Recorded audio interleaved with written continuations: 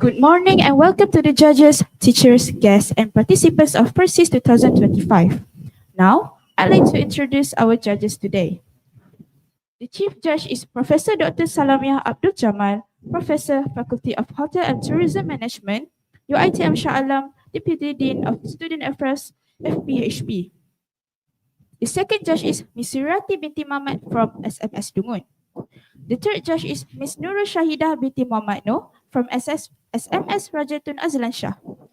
And I, Nur Masarasyu from SM Sains Hulu Selangor, while the timekeepers Muhammad Afiq Ryan bin Muhammad Noor and Muhammad Alif Irfan bin Nasrul Fawaid are from Sekolah Menengah Sains Kuala Selangor. Now, allow me to read the rules. Each team should consist of presenters and a technical assistant. The presentation must focus on the sub-team assigned to the team. The duration of the presentation should not be more than 10 minutes. The bell will be rung once at the 9th minute and twice at the 10th minute. A question and answer session will be conducted after each presentation. Now, I would like to invite Sekolah Menengah Sains Sultan Iskandar to present.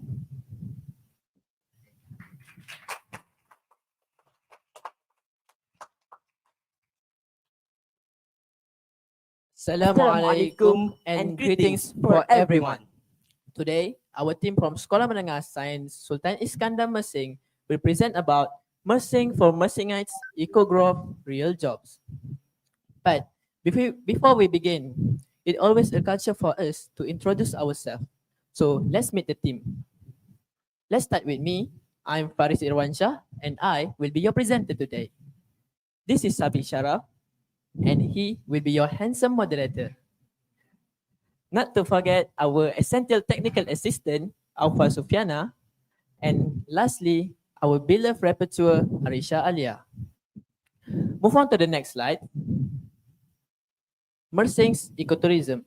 Ecotourism in MERSING focus on promoting responsible tourism practices.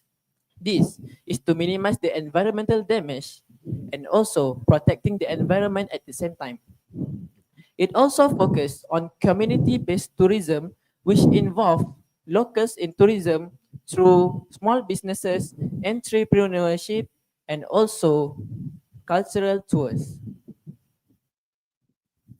Now, ladies and gentlemen, let us dive into the methodology that we gather from both digital resources and real people in our communities. As a starting point, we conducted online research.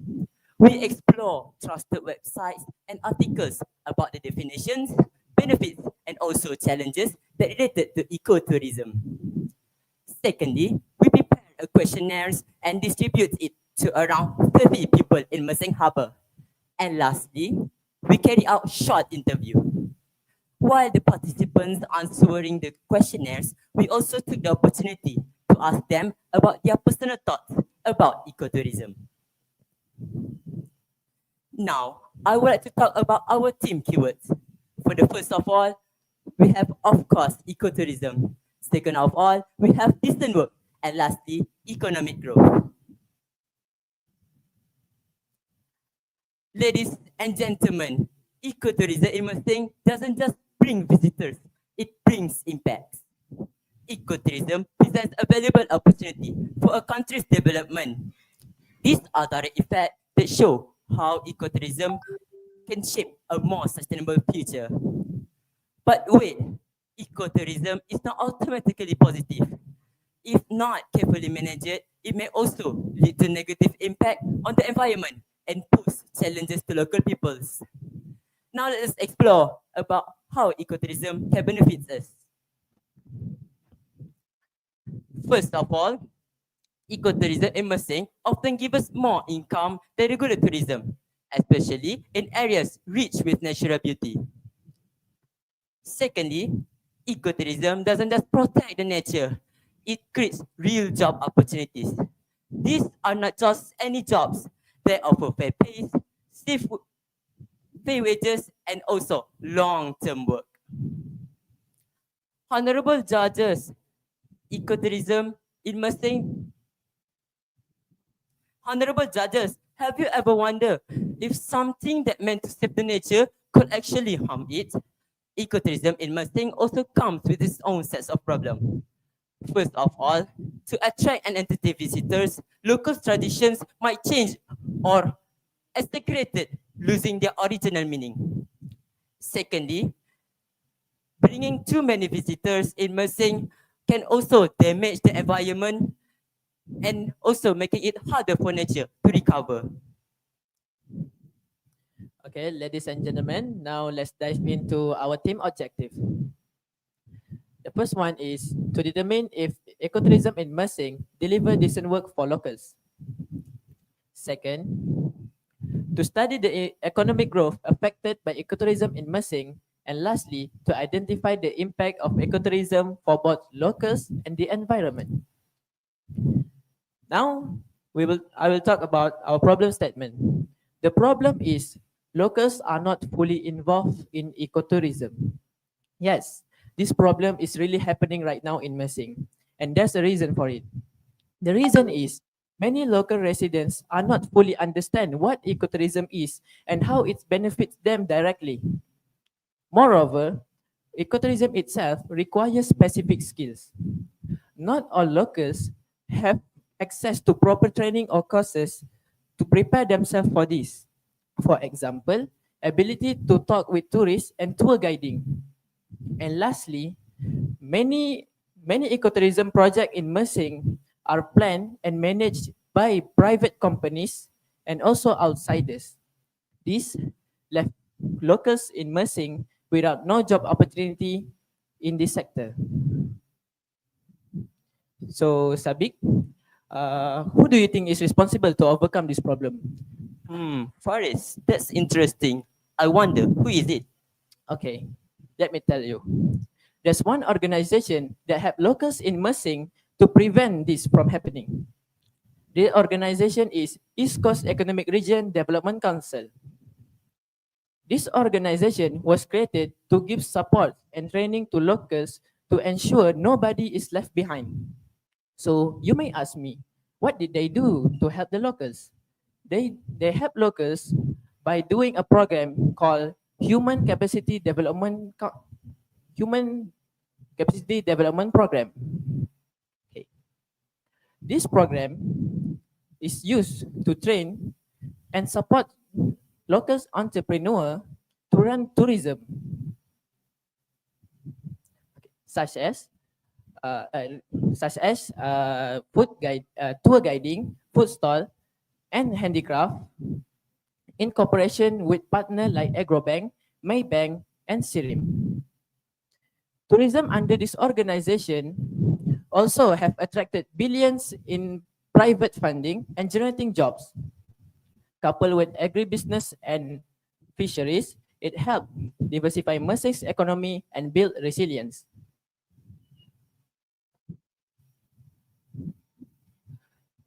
Now, I will talk about our team research findings. First of all, our team find that East Coast Economic Region Development Council give more job opportunities to locals in Mersing. Okay, let me give you an example. Look at this woman right here. She got an award for being one of the best entrepreneur under the Empower East Coast Economic Region Mersing. Her name is Nurul Hidayatul Islamin binti Johar. So I will talk more about her. Before she joined Mersing Human Capacity Development Program, she only gained about 500 ringgit for her month salary. But it all changed when she took a part in it. Now, she had become a successful entrepreneur. Next, as we did questionnaires, we investigated that most of the locals satisfied with their job affected by ecotourism. For instance, tour guide and also small street vendors. So why do they satisfied with their job? This is because they gain fair wages that can cover the expenses of all their family members. And last, based on the interview we did with locals, we investigated that many locals agreed that ecotourism in Mersing keeps providing many jobs as well as keeping the economy stable. This means that ecotourism in Mersing are not only provide consistent employment but also supports local economy. These are some picture we took to show our proof on doing this research. Move on to our discussion. Ecotourism in Mersing is a key part for sustainable growth. So, ecotourism in Mersing is not just about protecting nature, but it also at the same time uplifting local communities.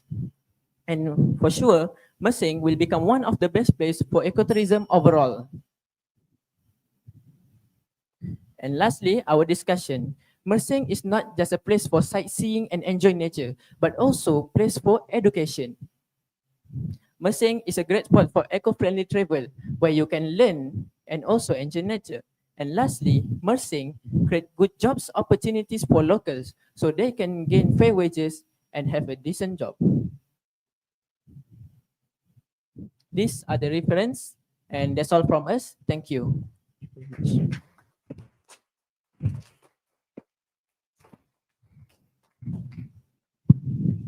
I would like to invite the audience to ask questions. Our IT crew will give the microphone to the audience.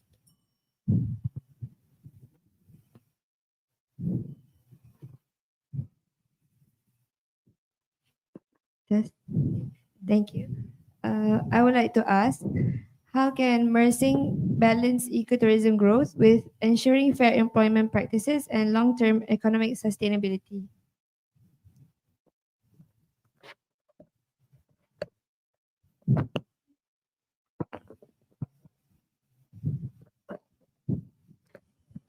I'm sorry. Can you please repeat the question for me, please? I would like to ask, how can Mersing balance ecotourism growth with ensuring fair employment practices and long-term economic sustainability? Mersing can grow its ecotourism while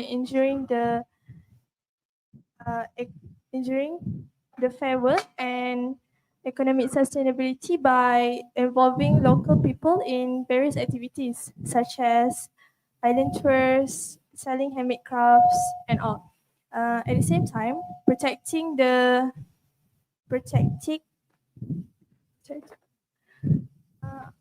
protecting the nature spots in Mersing, such as Pulau Tioman, Pulau Tinggi, and Pulau Besar, can also um keep the tourism going and also support the local economy in long run. Does that perhaps answer your question?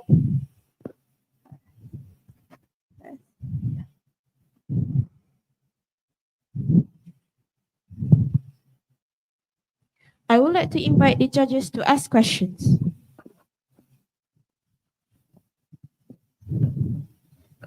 Okay.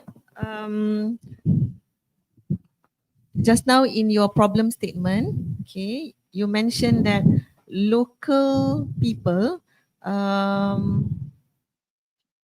local people do not involve in tourism. That's your problem statement, right? So the question is that a fact or an assumption? Is that a fact that you find from your research, or is it an assumption that you made at the beginning of your research? Oh, that's our assumption.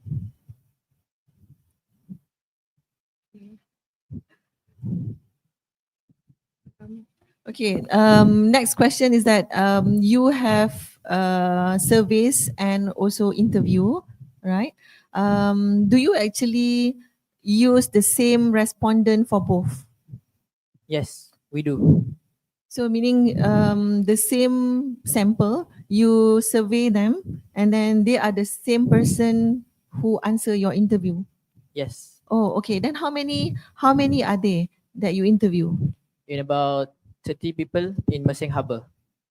So you interview 30 people, and meaning to say that your survey is only 30 surveys, Yes. 30 questionnaires. Yes. Okay.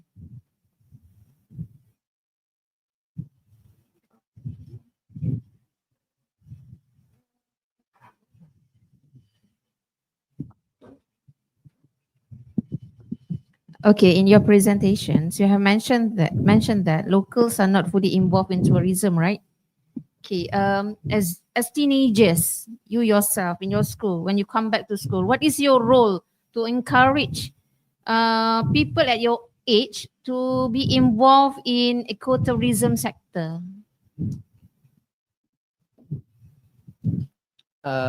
Okay. Can we discuss for a little bit?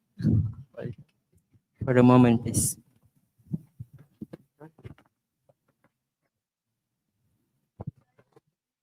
Supaya orang program lah. Untuk buat program. Untuk kata. Saya cakap. Kau cakap lah.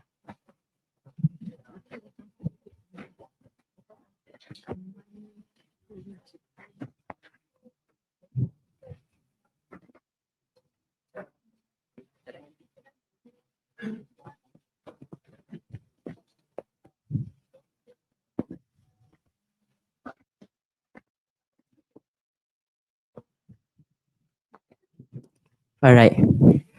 In my opinion, as a teenager myself, I will give the suggestion to the teachers on making a program on visiting the ecotourism places in our local space. Especially right now, we are from SM Sultan Iskandar in MERSING lah. Many places we can make a suggestion, maybe such as Pulau Tioman and Pulau Arau and such as. If that answers your question, all right, thank you. Thank you very much. Thank you very much.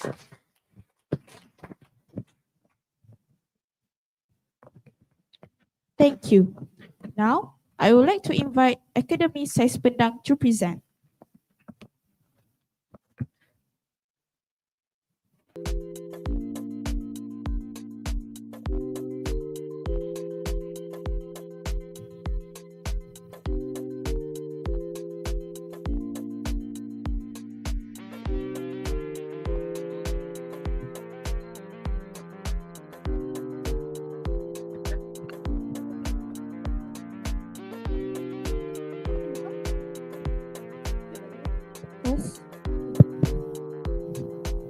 Tes. Bismillah. Bismillah. Bismillah. Bismillah. Bismillah. Tes. Dekat sikit. Tes. Tes.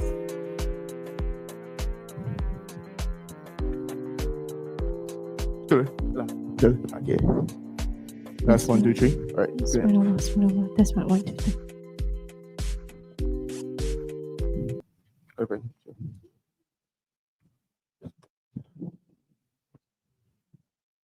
Ada?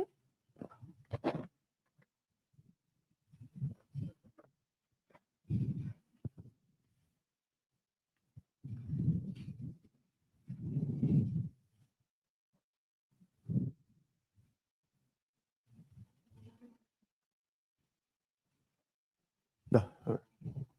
Reset ni. Stop. Ulang sikit. Okay. Dah belum? Dah. Alright. Ta-da! Look at what I bought. So, Ara, Yes? explain this. I'm just walking down past the street. You saw souvenirs. You saw various interesting gifts. Yet, you decided to buy. A bracelet made of rattan and dried leaves? Like, what? What? It was beautiful and handmade. But you know what? This one small bracelet actually sparked this entire project. Actually, come to think about it, that's quite correct. At first, we were just joking around. But then we started thinking, who made it? Why are there people selling bracelets under the hot sun while we tourists walk past with cameras? But isn't it still a part of green tourism anyways? No, it's not. And we need to open our eyes. Green tourism isn't just about rivers and trees. It's about people. And we realized we weren't looking closely enough. But before that, All the way from Academy Sains Pendang, Kedah, the home of Kansas people, we are presenting to you indigenous communities and green tourism, a bridge of economic opportunities. I am Amira Aisyah. I am Paris. I'm Nuruliana Safira, together with our technical assistant, Zuhair Hayan. So Yana, what does green tourism actually mean? Well, when we say green tourism, we don't just mean eco-friendly holidays. We mean tourism that grows from deep collaborations between the government, private sectors, and local communities. Basically, it is a tourism that highlights the benefits of the local people and most of all, sustains itself. But let's be clear, when we say local, we don't just mean rural, we mean indigenous, the very first custodians of our forests, rivers, and heritage. But here's the question, right? How often do we truly include indigenous community in this conversation? The answer is not enough. Let this sink in, ladies and gentlemen. In 2019, Malaysia's national poverty rate was 5.6%, but among the orang asli, it was 89.4%. That's not a poverty gap, that's systemic marginalization.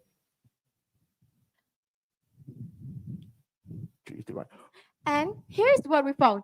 Orang asli face limited market participations in green tourism, they lack access to stable incomes, and there is no commercial integration. Therefore,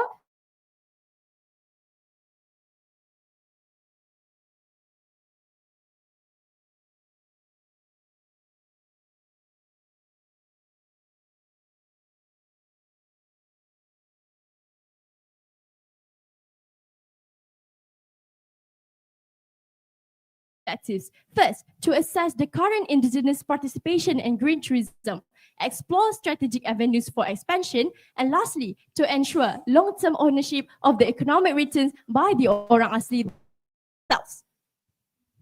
Right, now, for our methodology, we use a mixed method approach where we use both qualitative and quantitative. For the qualitative, we sent out a questionnaire to the Jahai, Temia, and Kansil people of Hulu, Perak, and Baling. And for the qualitative, we also interview the Jakawa Special Officer for Perak, that is Mr. Zakaria. Now, for our questionnaire, we seek to survey two things. First, the living standards of this orang asli. Second, their interest in participating in green tourism. For their living standards, we survey three basic infrastructural access. First, access to secure clean water. Second, access to secure electricity. And third, access to healthcare facilities. Now, for access to secure clean water and access to secure electricity, we found that over 50% of our respondents say that they couldn't access both. Note that this is amenities that we enjoy every day. For basic access to healthcare facilities, we found that a staggering 39% of orang couldn't even access a medical doctor when they need it. This is not just mere numbers, ladies and gentlemen. This is a real problem demanding a real solution. and yet, despite all of this, they still open their arms to us. When we ask them about the meaning of green tourism, 68% of them say they know the meaning, and 62% of them say they have received tourists in their village. And when we ask them if they're interested to participate in green tourism, they actually want to be involved. As a matter of fact, 92% of them say they want to participate in green tourism. Now, even if they want to get involved in green tourism to build a better life, these four barriers keeps holding them back. First, capital issues, whereas 82% of them stated that they don't even have money to start. Lack of skills issues, because no one has ever trained them before for this industry. Lack of exposure. And lastly, 46% of them agree that the support system isn't strong enough. So it's not that they don't want to change, they just need a better opportunity to strive higher. So now, dear audiences, can you guess how many percentages of the involvement of orang asli in green tourism? Anyone? 80%? 70%? The answer is only 10%. However, when we ask them, they want more and they want some changes.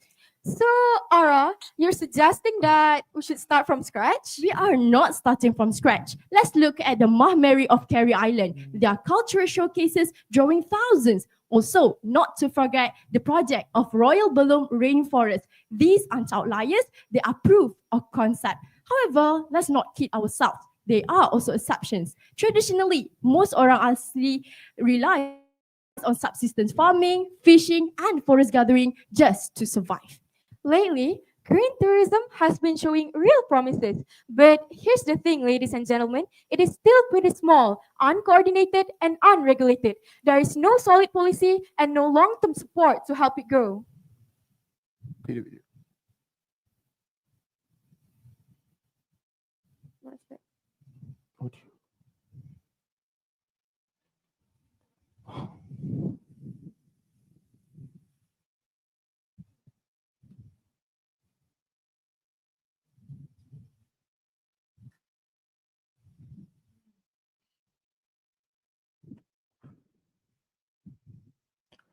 All right, I'm that Indigenous Affairs Special Officer.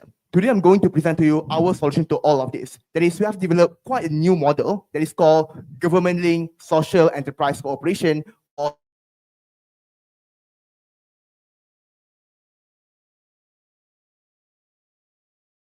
main pillars. There's first, it is government-linked. It means that we are going to ensure that 50% of the equity stakes of this GLSEC is owned by government-linked investment corporation, GLICs, such as Khazanah Nasional. Second, it is professionally managed. It means that we are going to hire actual professionals in the hospitality industry to be the managers and C-suite officers of this GLSEC so that they are run as an actual for-profit company.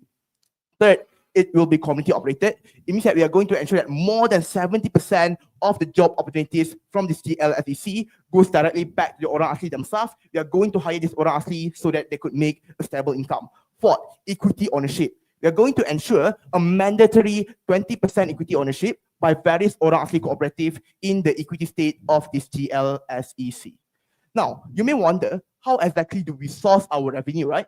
For that, there's three main sources actually. First is our core tourism services. This looks like when you enter into one of our resorts, enjoy our indigenous tourism package, it constitutes 60% of our expected revenue. This is the core of our business. Second, capacity building programs. It means that if any cultural institutions needs training for orang asli performance arts, etc., this will constitute 20% of our revenue. And finally, cultural IP licensing. It means that when various institutions need access to this orang asli culture showcases or their traditional art craft, then this also will become a source of revenue, 15% of it, in fact. All right, that sounds promising, but what about the problems like agency overlaps, exploitations, and maybe land issues? All right.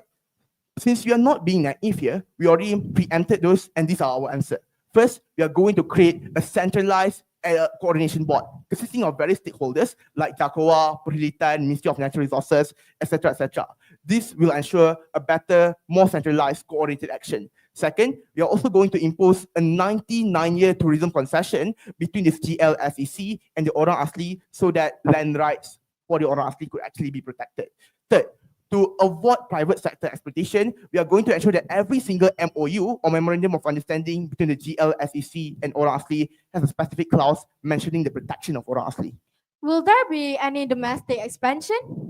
It looks like our Jakowa's officer is facing internet problems. No worries, I got this. So for our domestic expansion plan, there will be 3 phases. For phase 1, years 1 to 2, we'll focus on Pahang, working with 3 communities and reaching about 855 people. For phase 2, in years 3 to 4, we will scale to Perak and Kelantan, involving 7 more communities. And for the last phase, we will go nationwide. If these phases succeed, then we will go even beyond Malaysia to Philippines, Indonesia, and also Thailand. It's a one local model project. And with that, I end the press conference. Wait, Ara, Yeah, what? is it sustainable though? Of course it is. We will launch an IPO, initial public offering, which means we will sell a small part of the company to the public in terms of stock market. Then we will work with big guns like Hamilton to bring in more expertise and fundings. And therefore, this can be GLSEC as a movement. All right, ladies and gentlemen, they live with less but give us more. Let us stand and not ignore. Thank you.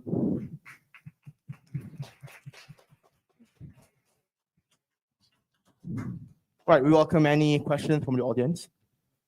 But before that, could I ask for a reviewing of the slides, specifically the data part? Because just now, there happens to be some Wi-Fi connection issues. So could we just revisit the slide for a bit?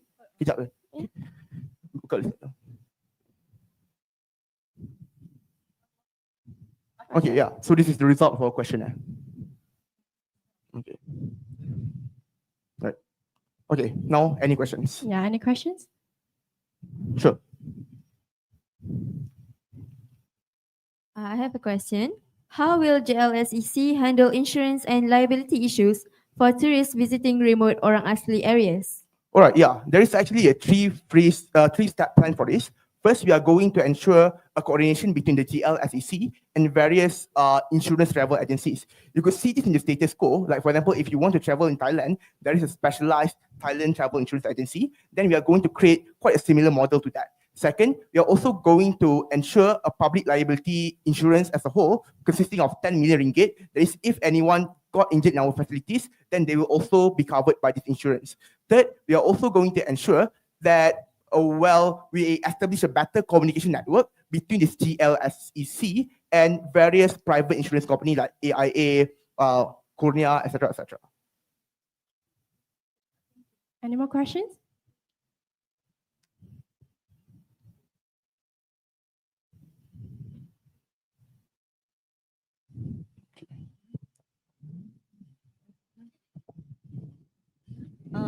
Okay. One of the question is just now one you mentioned that from your findings 10% only 10% of the indigenous involved in green tourism, right? Okay, from that finding actually which research objective do you answer? This the objective research that we answer is we want to assess the current indigenous participation. So this is the answer, only 10% of current indigenous participation in green tourism currently. So that's the answer for that research question. Okay. And then when you talk about GLSEC, so long, GLSEC model, is it a proposed model by you, by this group from the Yes. research finding? Yes. Yeah, it is our proposed model. We get some input from our interview as well, specifically from Mr. Zakaria, where he suggests that, these areas need to be taken off, like, for example, land concession issues. But then for most of the model, including the expansion plan, we develop it by ourselves. Okay, so meaning based on this model, the proposed model, how many % is actually originally exists? I mean, this is from Jakwa, right? No, it's from it's our ideas, but Mr. Zakaria is giving us insight in what's the problem in terms of indigenous communities' problems. So this is the proper solution for us to encounter the problems that indigenous people is facing. Yeah. So it's basically from us. Oh, okay. So from your research, is there any existing model that exists? Yeah, there is some with kind Jakwa. of.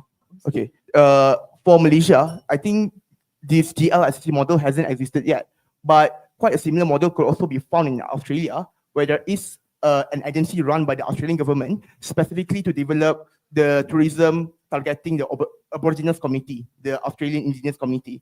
And this is why we currently in the status quo, we know about Uluru, a very significant indigenous place of worship, because of concentrated efforts from the Australian government. I hope that answers your questions. With that, okay, thank you. That's all from Academic Science Pendang.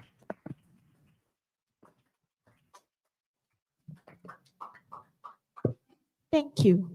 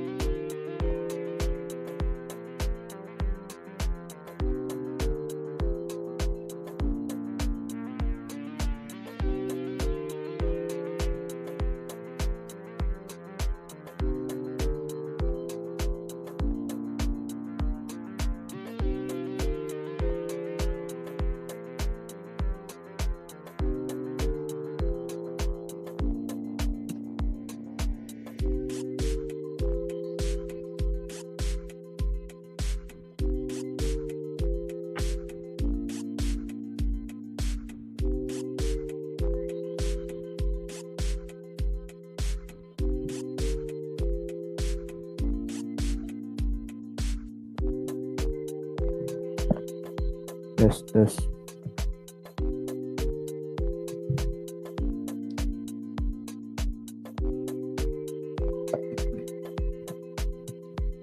Yes.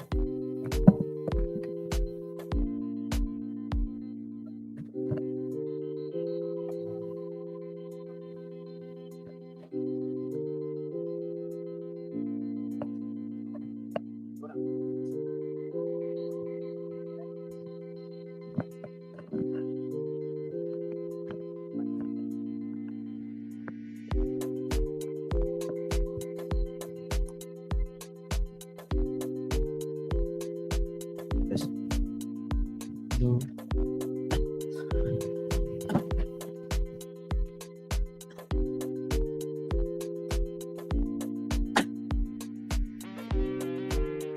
No test.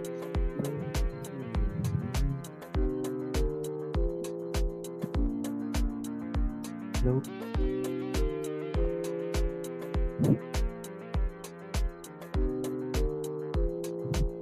Test. Test, Hello. test.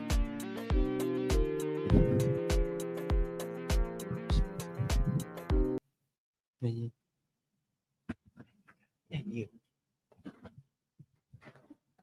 Now, I would like to invite Sekolah Menengah Muzaffar to present.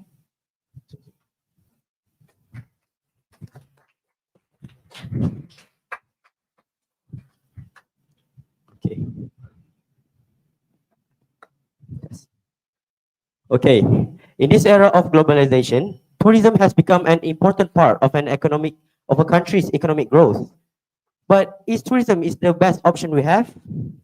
I think we can do better by making a viable option for both nature and us. That's why we chose ecotourism as our main point in our research topic, which is ecotourism and economic resilience, unlocking jobs and income opportunities. But before we dive into our proposal, Assalamualaikum and very good morning to all. I would like to bid my highest gratitude to the timekeeper, rapporteurs, moderators, and to my fellow judges. There are three main points in our presentation today, which is including providing more job opportunities, increasing local profits, and expanding range of industries. Before we start, my fellow companion Mukri would show you the contents of our presentation today. Thank you, Johan. So now this is our table of contents, and at the end, I will also include a conclusion of our presentation. Okay, so what exactly is green tourism? We would like to define it as a trigger that helps in economic growth of a country by reducing unemployment and increasing local profits. So I will now explain what the problem that we are going to solve with this presentation today. It is simple, really. The problem is our society seems to not be aware that green tourism does more good than harm in this world. So, and the research questions that we have asked people is how does green tourism diversify local economy and how does green tourism benefits it? Now, you might be wondering, how do we find our resources that we used in our presentation today? Now, in this era, where socializing is gaining its popularity, we use the most suitable method, which is quantitative method, by doing some questionnaires towards the local about their perspective and opinion towards green tourism in Malaysia. In addition, we also did some research by using Google Scholar and other research engines such as Microsoft Copilot. So I would like to address the elephant in the room, which is our main points in this presentation. The first main points that I'm going to point out is providing more job opportunities towards the locals. This is because of unemployment issues in our country that is happening today. Why exactly does unemployment happen? This is because of inefficient labor market and also unstable and low paying jobs in our country. Now, back to our main point, which is providing more job opportunities. A great example would be a fisherman, which is an unstable job the results of their catch because the result of their catch is depending on the weather and the condition of the fish season. But with green tourism, we can change that by transitioning the fisherman to become a scuba diving instructor. This is because Malaysia will always be in the heart of travelers. Uh, a fisherman's skills can be used like the knowledge of condition of waves, winds, and safe spots in the ocean that are also beautiful. Another great example would be villagers that are unemployed can become tourist guides as an experts in their local areas. Subsequently, the villagers will also feel responsible to to take care of the nature around their area and the cleanliness, killing two birds with one stone. They also can be they can also be homestay owners to offer accommodations towards the tourists that plans to stay longer. Okay. With a widespread of job opportunities ranging from those who receive low pay wage, especially with the economic state in Malaysia, that is still taking its time to heal, green tourism is a great alternative to increase the local income and to improve the quality of their life. Now, the average salary of a rural house in Malaysia is around 200 to 3,000 ringgit a month. And some household in Malaysia receive 350 ringgit per month, and that is considered below the poverty line in Malaysia. This is because the challenges that they have faced, namely unemployment, low-paying jobs, limited access to income-generating opportunities, unstable fishing ground, seasonal factor, and income fluctuation. Now, people said that money doesn't grow on trees, but in ecotourism, it does. Currently, tour guides makes around 3,000 to 6,000 ringgit per month, with some earning up to 1,005 ringgit per trip.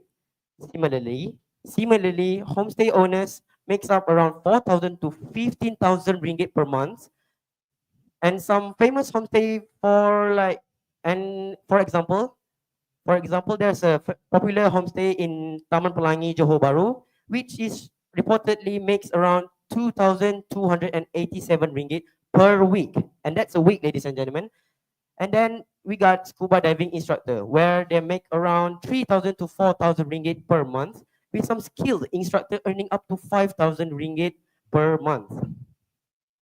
Okay, now for the last but not least, our third main point, which is expanding the range of technological industries to make sure we achieve our main objective, which is to minimize environmental impact.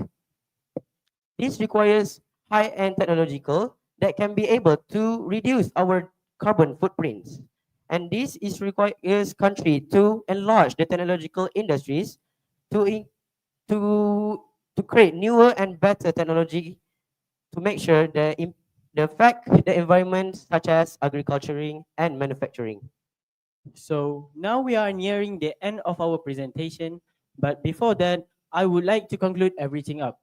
So our conclusion is green tourism presents numerous advantages that extend well beyond individual travelers, having positive effects towards the the environment, local communities, and also the economies. Other than that, green tourism also helps in expanding the laboring industries for our next generation to benefit from.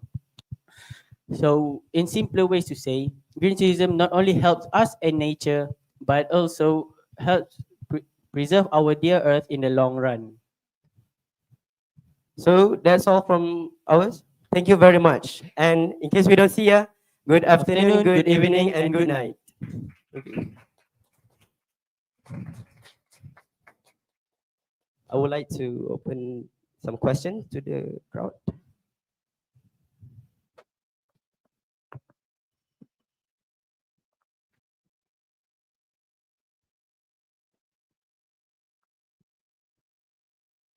Yes. Test. Bismillah.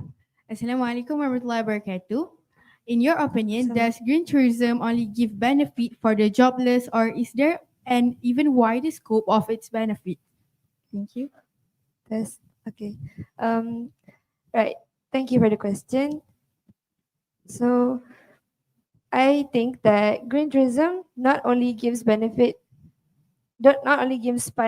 and environmental benefits to us, but I also think that green tourism itself is a platform and it provides space for the way that us human beings think that might be revolutionary to the world someday. So what I mean by this is that, picture this, ladies and gentlemen, green tourism is gaining its popularity, and with that, that is encouraging scientists or even normal citizens like us to wonder and think of many ideas and ways on how to make this initiative better for the future and upcoming generations. Because that is what us human beings have always did. We have always made inventions better. For example, in the past, we had many inventions, for instance, the computer, which was practically useless and inconvenient back then. But as humans has started to think of a way to make it better for the future as soon as it existed, as soon as it was invented.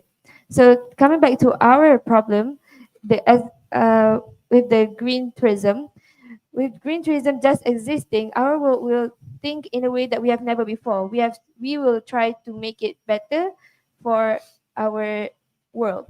So to conclude, I think that green tourism will actually make us smarter in a way because it enhances our thinking skills. And that's all from me. I hope that answers your question.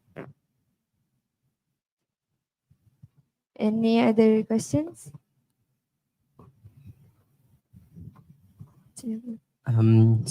I have a question about your presentation. Do you think that green tourism that you mentioned earlier will make the work more eco-friendly, or is it just a mere play that doesn't even work in long run? Do you, Yeah. please?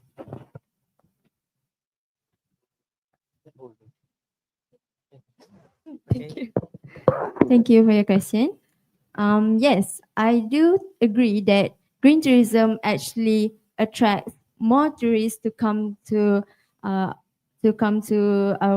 in Malaysia, to our country, but not for all the aesthetic purposes such as visiting agriculture sites or even participating in events or campaigns held by the learning centers. I think it is a crucial but small step in order to raise awareness, especially among future generations, so that they can adapt and grow old with this awareness back in their minds. So another perspective that you can see from is the 3R initiatives. As we all know, the 3R initiatives is carried out by the whole world for many years. And even though it is a small step, but it is better than not taking an action at all. So to conclude, taking an action is better because it will help to preserve our earth, to be more eco-friendly, especially in the long run. So this is why I believe that green tourism is not just a mere play, but instead it helps to make the world a better place in the long run. That's all from me. I hope that answers your questions.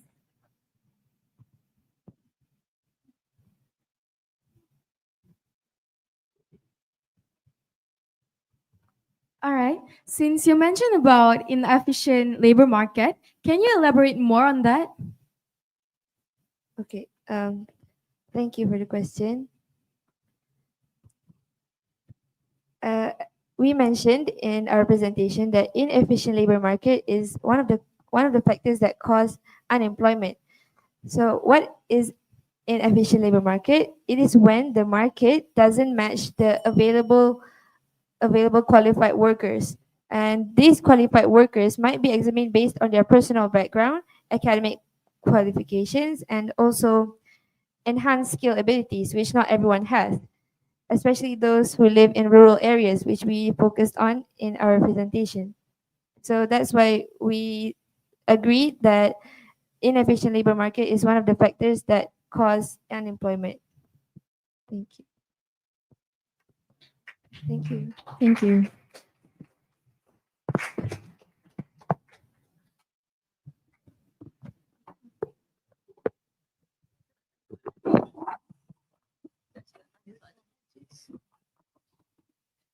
I would like to invite the judges to ask questions.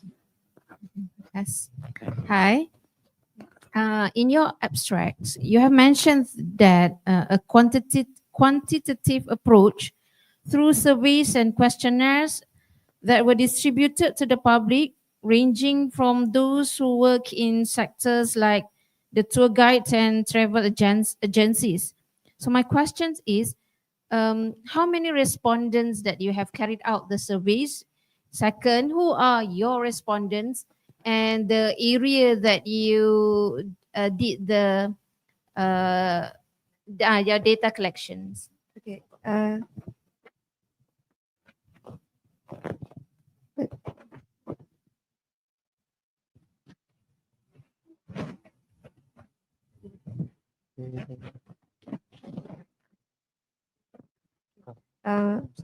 So we didn't carry out the interviews to people who were ranging in the tourism sector. We decided to change our questionnaires. We did amongst 30 peoples, which are some of them are from our teachers, parents, and some students from our schools.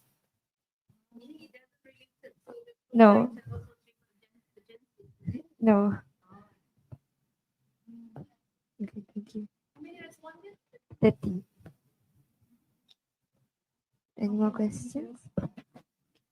Thank you. Thank you. Thank you.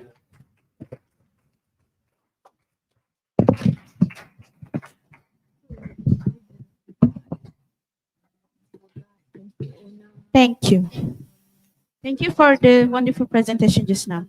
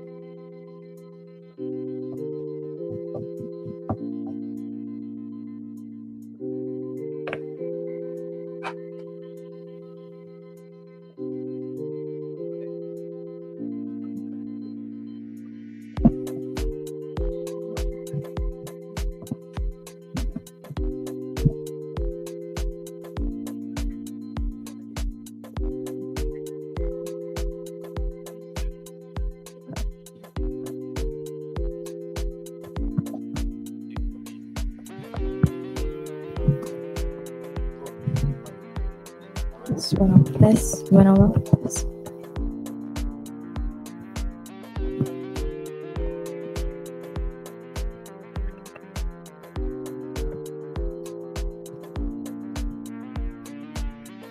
Subhanallah. Subhanallah. Subhanallah. Subhanallah. Subhanallah. Now, I would like to invite Sekolah Menengah Agama Persekutuan Labu to present. From the mountaintop to the underwater paradise, Sabah Tourism slogan. Assalamualaikum and greetings upon all the judges and representatives. We are from Smart Labu with me Umar and right by my side Intan. We also have Adam and Alisha working as our assistants. Now we will be discussing the fun topic of from roots to riches, highlighting Sabah. But why Sabah in the first place? Let's explore it a bit, shall we? Sabah is actually a hidden jewel with rich biodiversity. It houses over 10,000 plant species and over 1,000 animal species. Sabah also has unique culture diversification with ethnics and groups living inside of Sabah, included Kadazan Dusun, Dayak, and Bajau Laut. Bajau Laut, for instance, is unique for their fishing rituals and their way of making the sea as their home. And finally, Sabah has unique geographical conditions. Take the Gomantong Cave, for example. It is the largest cave in Sabah, situated inside of the Gomantong Hill, which is the largest limestone outcrop in the Lower Kinabatangan area, thus proving that Sabah is an eco site. However, let's look upon our research methodology. Sorry, a little bit of stutter right there. Okay, we use qualitative assessment in order to make data collections, and we have those data from referring to websites like DOSM, which is the Department of Statistics Malaysia, and also research papers centralized around community-based ecotourism, or CBE for short. Okay, resume. But we have a bitter truth to share. Sabah is experiencing a major problem. This graph shows that Sabah is experiencing 19.7% of the poverty rate. While this only explains Sabah in general, some districts are far more worse than this. Okay, let's see the districts being affected the most. Pitas, 53%, Kota Marudu, 46%, and Kudat, 41%. Based on this data, we will be focusing on Pitas in our study. But first, what caused all of this? What caused this extreme poverty? First is because of over-reliance in low-income jobs, like small-scale farming and fishing. These jobs may be able to supply their basic needs, but not enough to uplift their life standard. Sadly, the changes of weather can even affect these jobs, like floods causing massive losses, thus affecting their income security. Second is because of migrations towards urban districts, especially amongst youth. And we generally know youth is a group of high potential and productivity. Losing them can trigger brain drain phenomenon, thus hampering the efforts in order to uplift the life standard in rural areas, especially Pitas. So, how can we help the people of Pitas? Intan, shall you help us? Yes, of course.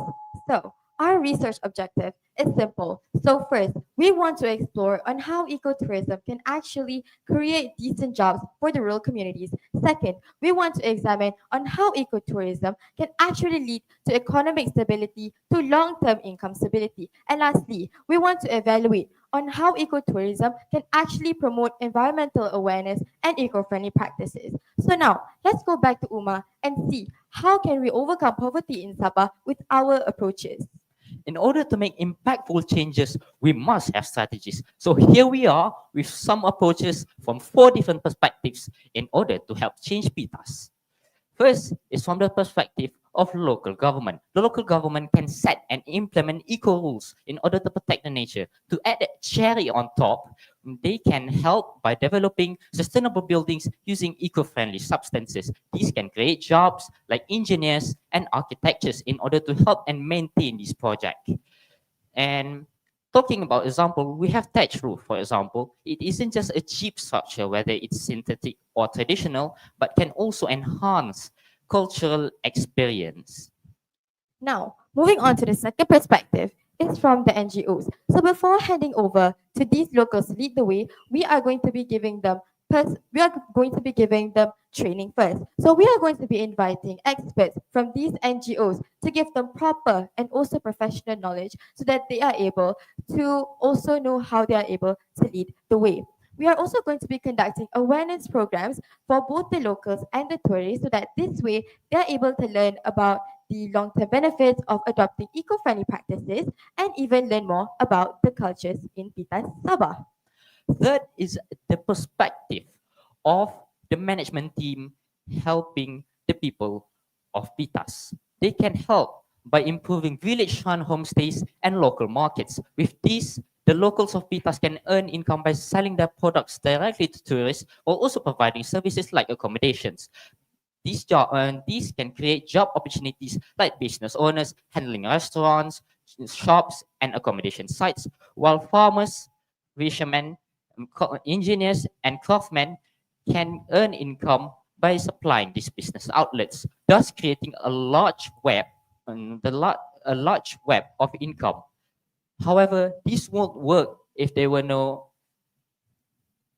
distribution of income fairly so that all can fully benefit from this initiative whether in the form of raw income or infrastructure development. So, moving on to our last perspective, it's from the local communities themselves. So, in Pitas, it is ethnically diverse. So, we can actually take this advantage to encourage the locals to perform cultural shows so that they're able to promote their culture to the tourists. They are also we are also able to encourage the locals to become entrepreneurs by opening small businesses so that they are able to promote and sell their cultural clothing, food, and even crafts. So here, it won't just be promoting their culture, we are also able to maintain the economic stability of Pitas. Now, let's move on and see what are the potential areas that we can actually apply this onto Pitas. So with in-depth research, we actually found Mandamai Forest Reserve, where it is actually a Class 1 forest reserve and it is fully protected under Sabah's laws. So during our research, it was actually hard for us to gather very important information because it's actually not the most known on Google websites and so on. So with this acknowledgement, we decided to bring Mandamai Forest Reserve from the shadows into the spotlight. But what's so interesting about this forest, you may ask, is that first, it is actually home to rare species like hornbills, barking deers, and even boars for the animals. And these wildlife can actually attract nature lovers, photographers, and even researchers. Here, locals are also able to get involved by managing the entry permits. They are also able to give food services and also can be homestay owners, for example. So this won't just be preserving their nature, but it is also creating job opportunities for the locals, and we are also able to maintain their economic stability. Now, let's see what are the impacts of ecotourism in Pitas. So you may ask, what are the impacts? Is first, it actually promotes decent work opportunities. So here, the ecotourism can actually create new jobs from traditional jobs like farmers and fishermen, where they can actually be homestay owners, they can be tour guides, and they can also be craft sellers. Now, moving on to our second one, we can actually maintain local economy growth. So, basically, in these rural states, usually small businesses are managed by families, and families are able to get higher income by us basically helping these local businesses. And research actually said that families earn 20 to 30% average more from tourist activities. That move on to our last one, which is environmental conservation. This is because the locals are able to conserve their environment because they actually gain income from this nature and they take care of forests, rivers, and also their marine life, and they can actually create their own eco rules and also conservation zones. So now, Uma, do Malaysia actually have any success stories on this? We have lots of examples of successes, but here's one. It shows that Malaysia is able to benefit successfully from ecotourism. Have you been to Taman Negara before? I don't think so. Can you tell me more about it, Uma? It is a protected rainforest aged 130 million years old, covering mostly Pahang, Terengganu, and Kelantan. It is able to showcase its natural beauty through activities like canopy walk hanging 40 meters above the surface area and boat rides along the Temeling River. While this is occurring inside of the national park, some areas near the national park experiences business boom. Many locals involve themselves by providing services like accommodations, transportations, and even food and beverages for the tourists. So they can gain lots of income. All of this won't occur if there were no connections and collaborations between NGOs and local government working side by side in order to make Taman Negara a successful example that can be referred by other ecotourism sites so that they all can stand in the same level of success. So, how does our research today align with SDG 8? Is because we are able to promote long-term economic stability through jobs like tourist guides and also homestay owners. We are also able to diversify the jobs from the traditional jobs like farmers and fishermen, and we are also able to give stable income and year-round income for these locals. So now, to wrap it up, in conclusion, ecotourism is actually a powerful solution for these locals for us to change PITAS to become from a very high poverty state to actually decrease in numbers. So it promotes sustainable economic growth while also conserving the biodiversity and heritage. And we believe that local people can actually gain from this and it would benefit them the most. So as with the global interest rising, we actually see that PITAS can become a top model for sustainable ecotourism. With that, Small small steps, steps, big impact for Sabah. Thank you.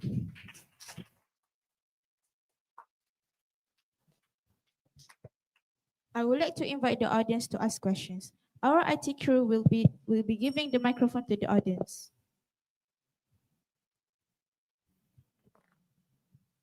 All right, thank you very much. I would just like to ask about, well, the impact of tourism on communities that is affected by poverty. That is, if we make these communities rely on tourism, wouldn't it mean that without tourism, without rich people coming to the areas and spending their money, it would mean that these communities couldn't really be economically sustainable? It means that you are essentially binding these people who are affected by poverty to the people living in rich areas who are willing to go on a vacation to these communities. Thank you. Can we discuss for a little bit of a time, please?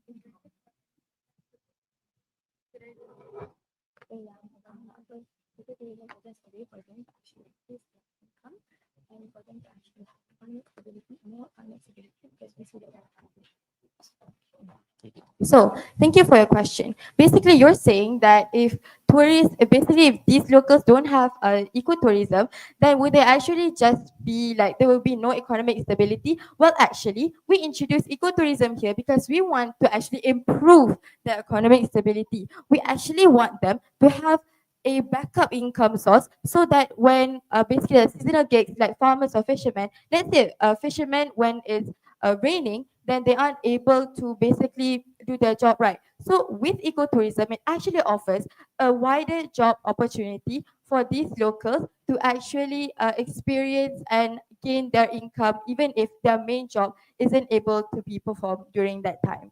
Does that answer your question?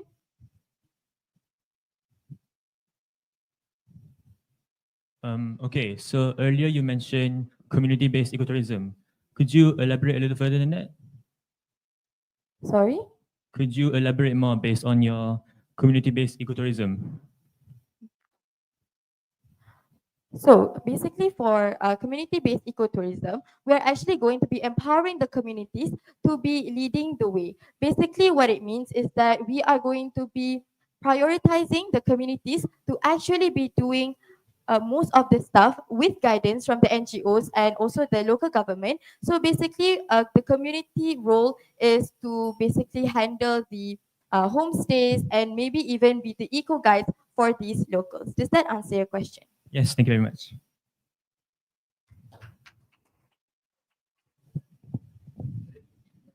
Okay. One of your problem statement you mentioned about declining income of the Sabahan, right? Okay. Where does this fact come from? Is it from the literature or is it from your qualitative data collection? Qualitative data assessment. Okay. Good. Okay. And then beside that, how to call it, finding, what are other significant finding from your qualitative data collection? Can you explain a bit more? Just now you said that one of the qualitative data collection, the finding is a declining income, right? Yes. Okay, what are other significant finding that you get from your qualitative data collection? Oh, okay. I made a research about that, and actually Sabah is not just experiencing high poverty rate, but also high unemployment rate, reaching up to 13.5%. So with ecotourism, we can give them many job options that they wish they have before, like tour guides and drivers of shuttle vans, for example, and even dancers to make like cultural representations. Okay. Okay, thank you. Okay, thank you everyone.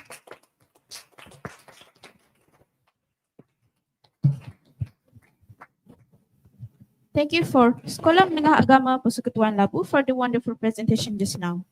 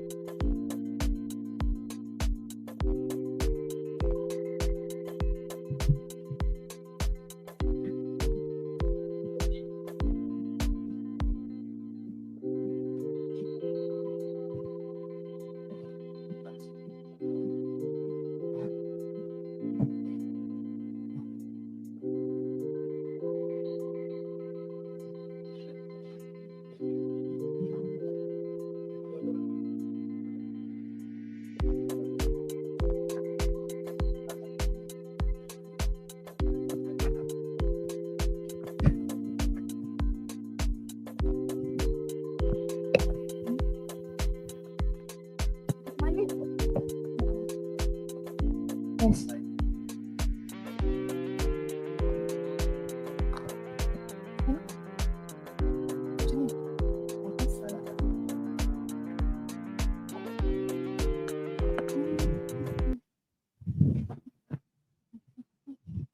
Yes. Yes. Now, I would like to invite Sekolah Menengah Sains Teluk Intan to present.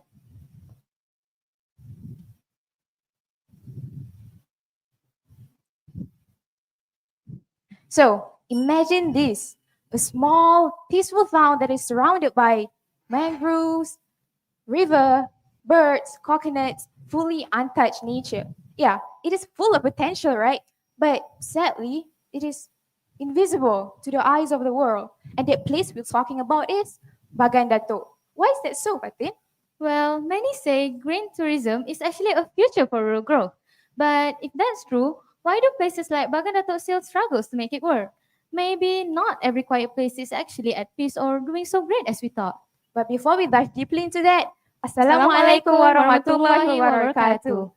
And good afternoon to the insightful judges, our ever-elite timekeeper, and the amazing mind we share in this stage with. We are the proud representative of Scholar Menengah Sains Intan, and today we reward you to journey with us into the hidden heart of rural tourism, where roots run deep, but challenges runs even deeper. Oh, you gotta meet the dream team first. My name is Nur Adriana Zafira, and I am the Earth Storyteller. My name is Fatih Dina. I'm the Eco Sustainability Moderator. And over there, we have Co-Ed Aiden Zafran, our Eco Station Recorder. And we have Muhammad Dani Koyim as our Eco Solution Technician. Well, of course, the heart of this research lies one purpose: to stop guessing and start seeing. We wanted to map out the exact challenges to lay them bare one by one. Why, you may ask? Because we cannot fix something based on few assumptions. Bagan Datuk itself deserves clarity and not just mere illusions. But surely enough, we didn't just stop at the problems. We actually dived forward into it because then, boom, we began crafting ideas, solutions, big ones, grounded ones, analytical ones, solutions that aren't just theoretical, but actually a mindful possibilities and action for a better Bagan Datuk in this green tourism issue. So, for our methodology, we are using qualitative approach by making observations and doing semi-structured interview. Well, from the observation and interviews, we actually had analyzed our qualitative data by identifying patterns and detecting concerns that are voiced out about the community of Bagan Datuk. It wasn't just about collecting quotes from individuals. It was actually to listen between the lines. So, for our on-site observation in Bagan Datuk, we saw a place that is full of ecotourism potential, such as the waterfront. But what stood out more was what's missing, like there's no clear signage, activities, they were limited, and God, the tourists there are just very few of them. Moving on to our second method, interview. So, we don't just observe, we also select certain individuals to validate their own point of view of ecotourism. For the first respondents, we have Encik Hafiz, our own school staff, our own school canteen staff, who also own a stall in Bagan Datuk. He said that we asked the questions about ecotourism and he's all smile. We asked the questions about his business and he's all smile. And then we changed the topic into ecotourism. And guess what? He just gave us a confused look. Like many locals, he's unsure what green tourism really means. Next, we have a foreigner. Yes, you heard that right. Chiaki-san, a 53-year-old teacher's helper from Japan. She started to get to know Bagan Datuk better after she's been staying here for quite a long time. Oh wait, I remember. Chiaki-san has mentioned that when the first time she arrived in Bagan Datuk, she was amazed by it. But apparently, what the biggest shock for her? That Bagan Datuk is not famous. Only few people know about it. Like there's no websites and not even proper tour guides. So for our next respondents, God, this man literally born and grow in Bagan Datuk all his life. He spent most of his life at Bagan Datuk, our Ustaz Shamsul. So Ustaz Shamsul says that most locals there live a quiet, simple life. But the word ecotourism sounds unfamiliar and suspicious to most of them. Last, we need to hear to the young voices. So we interviewed a random group of 13-year-old teenagers from Bagan Datuk. And they said that if there's nothing to do here, why would even tourists came? But of course, they do love the waterfront and the sunflower garden. But there's nothing that actually attract the tourists, actually attract the outsiders to come here. So even a random group of 13 years old says that they want something that could bring back Bagan Datuk to the map. Well, let's start with through the revelation. Oh wait, actually, we can relate this situation into the background picture. As you can see here, it's beautiful, right? For your information, it's actually from Bagan Datuk. And you can see there are plenty types of efforts that actually the Bagan Datuk locals put into, like opening food stalls, guiding the tourists. But wait, Ariana, do you see any tourists there?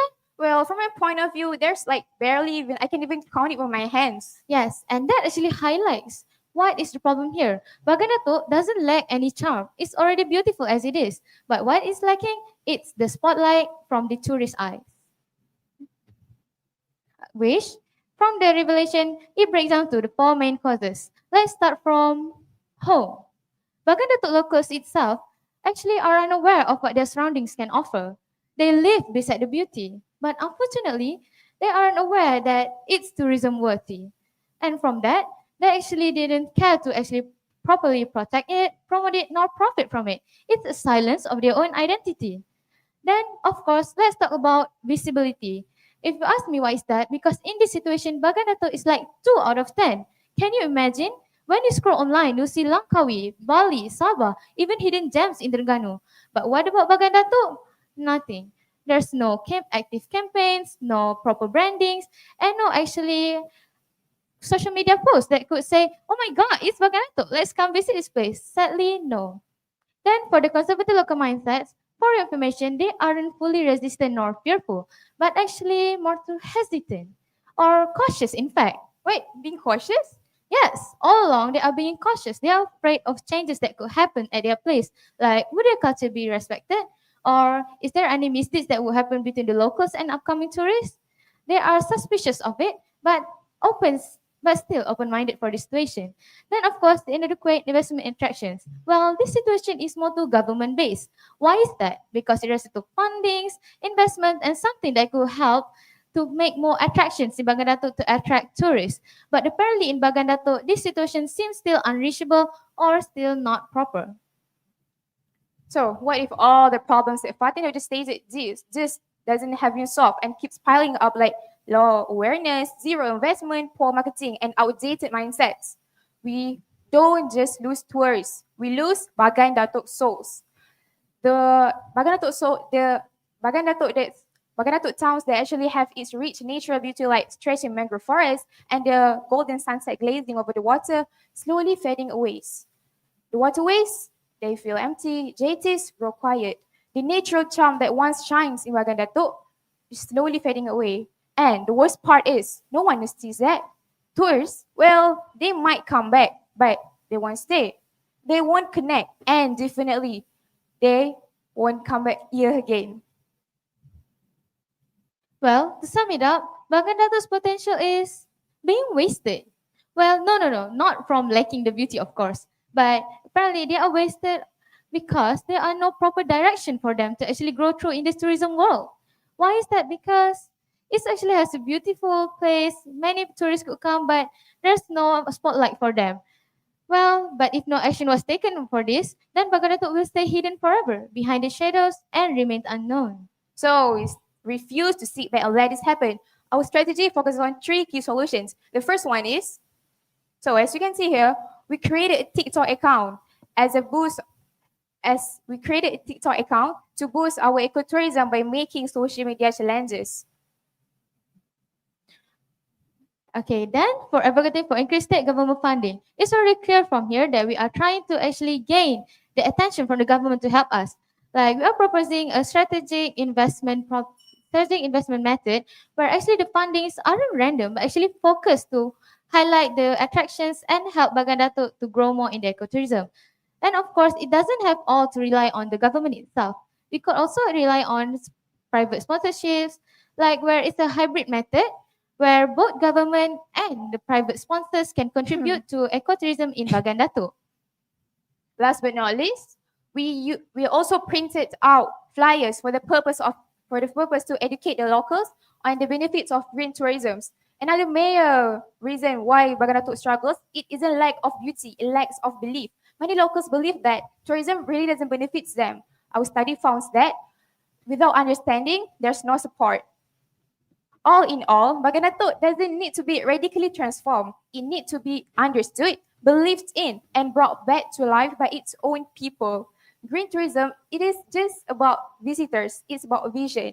And when the locals see their hometowns as a place that is worth sharing, the world will follow. Well, the roots are already there. It's time for me to let them grow.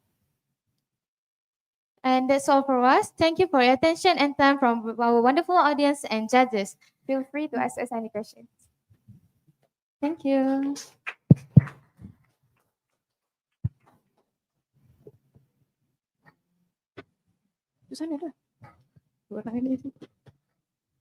Yes.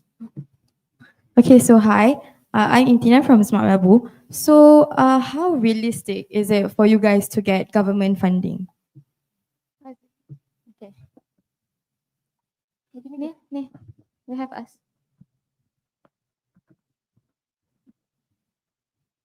Can you repeat the question? How realistic for you to actually get government funding?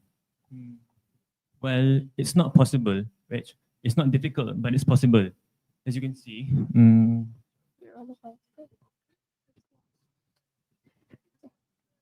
Allow us to discuss. For what?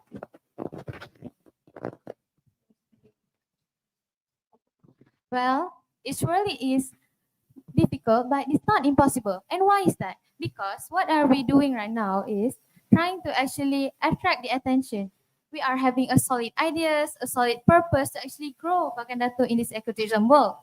And by that means, we actually could gain the attention by looking down and look, oh my God, my citizens are actually working hard for this. So it's easier for us to gain their attention and get their support, either from tourism boards or even actually supportive sponsorship. Well, I hope that answers your question. Yes, it does. Now, I would like to invite the judges to ask questions. Okay, since your research use qualitative method, Yes. Yeah. and you mentioned that you analyze using a thematic analysis. Can you Yes. share with us how many themes at the end of the day you derive, and what are they?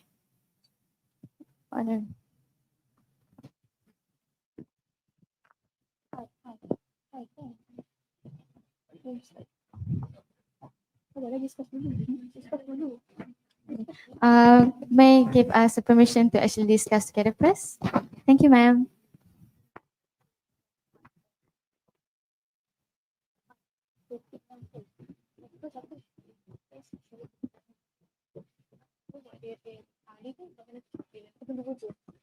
What is your current observation from Bagan Datuk state? What your first expectation of Bagan Datuk? If you were a tourist, would you come to Bagan Datuk? So to answer your questions, we just only did 2 questions. The first one is what are their first impression in Bagan Datuk, and if they were a tourist, would they came here? And that's all.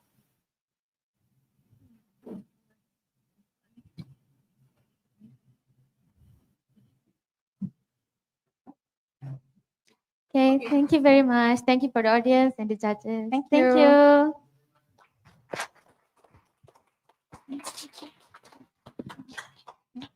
Thank you, Scholar Menengah Sains Teluk Intan, for the wonderful presentation just now. Thank you for the judges, presenters, and audience for spending your time with us. Thank you to all educators for your time. Timekeeper, please collect the evaluation files from the adjudicators.